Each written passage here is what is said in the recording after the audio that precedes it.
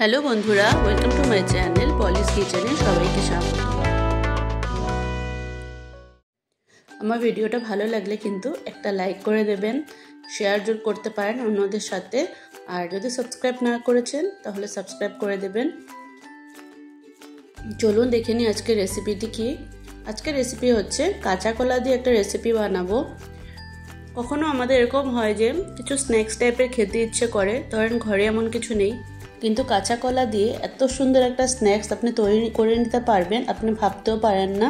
তার জন্য কাঁচা কলাকে বাকলটা ছড়িয়ে গ্রেট করে নিতে হবে।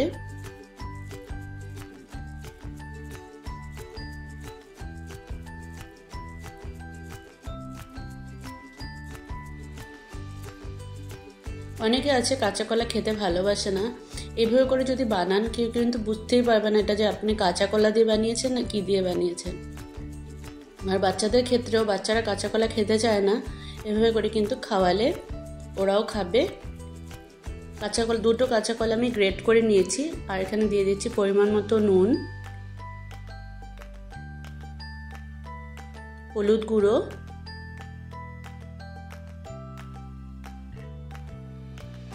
ধনে গুঁড়ো আর জিরে গুঁড়ো, লঙ্কা গুঁড়ো, আর এখানে একটা পেঁয়াজকে আমি কেটে রেখেছিলাম, আর এখানে দুটো কাঁচা লঙ্কা। ঝালটা আপনাদের পরিমাণ মতো দেবেন। এখানে দিচ্ছি 1 চামচ বেসন আর 2 চামচ চালের গুঁড়ো।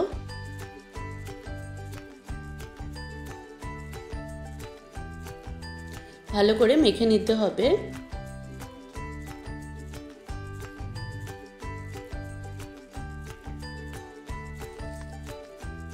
ভালো করে মেখে নিয়েছি, এবার আমি পকোড়াগুলো ভেজে নেব। আপনারা আপনাদের ইচ্ছে মতো শেপ দিতে পারেন। আমি টিক্কা স্টাইলে শেপগুলো দিচ্ছি।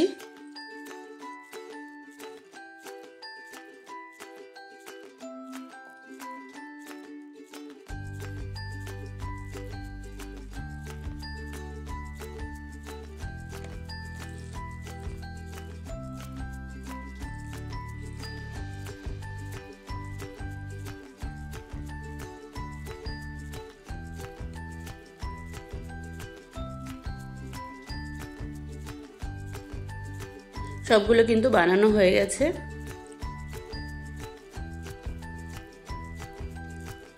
এবার প্যানে তেল গরম করতে দেব।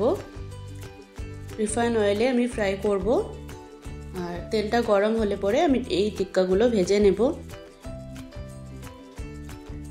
এটা কিন্তু চার সাথে খেতে খুব ভালো লাগে, চা কফি বা বিকালে সন্ধ্যা স্ন্যাক্স হিসাবে খুব ভালো লাগবে খেতে। আর গেস্ট আসলেও কিন্তু এটা বানিয়ে দিতে পারেন, ঝটপটও হয়ে যায়, বেশি টাইম কিন্তু একদম লাগে না। 15 মিনিটের মধ্যে কিন্তু এটা রেডি হয়ে যাবে। যে বাচ্চারা কাঁচা কলা খায় না তারাও কিন্তু এই পকোড়াটা খুব খুশি হয়ে খাবে। আর কাঁচা কলার তো অনেক উপকার আছে।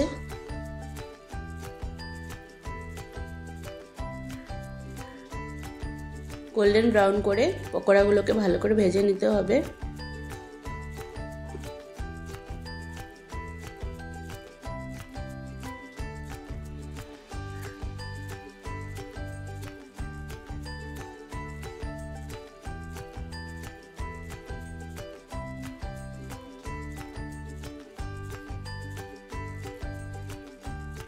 পকোড়াগুলো কিন্তু ভাজা হয়ে গেছে, এত মুচমুচে হয় খেতে, অসম্ভব ভালো লাগে খেতে। অবশ্যই কিন্তু একবার ট্রাই করে দেখবেন।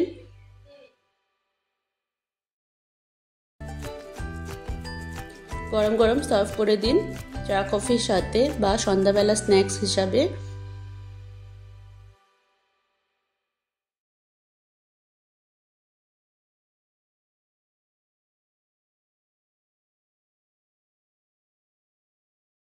আমার ভিডিওটা যদি ভালো লাগে প্লিজ লাইক শেয়ার সাবস্ক্রাইব করতে ভুলবেন না। পুরো ভিডিওটা দেখার জন্য অসংখ্য ধন্যবাদ।